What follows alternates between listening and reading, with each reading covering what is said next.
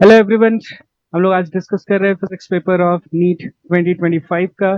Chapter है electromagnetic wave and topic है properties of electromagnetic wave. तो हमारे पास इस क्वेश्चन में इलेक्ट्रोमैग्नेटिक वेव का इलेक्ट्रिक फील्ड दे रखा है। हम केयरफुली नोटिस करेंगे कि यहाँ पर इलेक्ट्रिक फील्ड का जो डायरेक्शन है वो जेड दे रखा है, तो अलॉन्ग जेड डायरेक्शन है। और 60 cos 5x plus 1.5 into 10⁹ T volt पर मीटर। ओके, और हमें इन चारों ऑप्शंस में से बताना है कि कौन सा मैग्नेटिक फील्ड का सही एक्सप्रेशन होगा।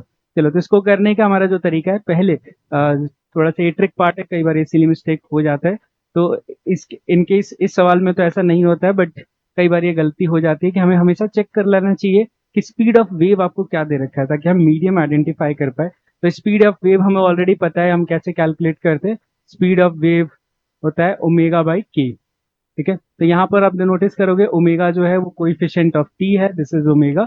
एंड यहाँ पर coefficient of x that is के। तो इसको डिवाइड करोगे तो आपको मिलेगा स्पीड 3 × 10⁸ मीटर पर सेकेंड, जो आपको बता देगा कि आपका मीडियम वैक्यूम ही है।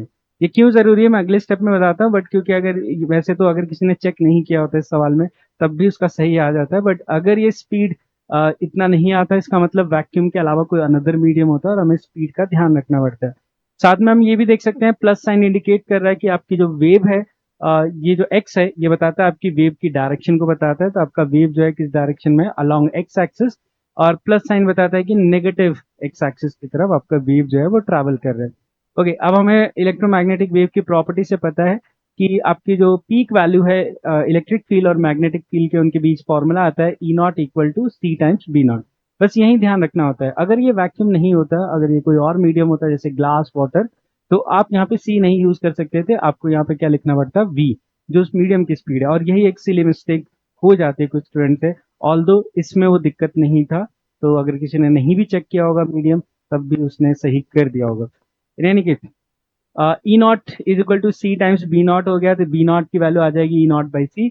आप देखोगे पीक वैल्यू E की दे रखी है आपको 60 वोल्ट पर मीटर, तो यहाँ को C से डिवाइड करेंगे तो आ जाएगा 2 × 10⁻⁻7 टेस्ला मैग्नेटिक फील्ड का। और हमें ये भी नॉलेज पता है from property of electric field कि जो इलेक्ट्रिक फील्ड होता है और जो मैग्नेटिक फील्ड होता है और जो वेव का डायरेक्शन होता है, तीनों म्यूचुअली परपेंडिकुलर होता है। तीनों हमेशा म्यूचुअली परपेंडिकुलर डायरेक्शन में आते हैं। तो ऐसे इमेजिन करो कि आपका वेव ऑलरेडी एक्स डायरेक्शन में है। ठीक है, इस तरह से वेव ऑलरेडी एक्स डायरेक्शन में है, और आपका जो इलेक्ट्रिक फील्ड है वो ऑलरेडी जेड डायरेक्शन में है।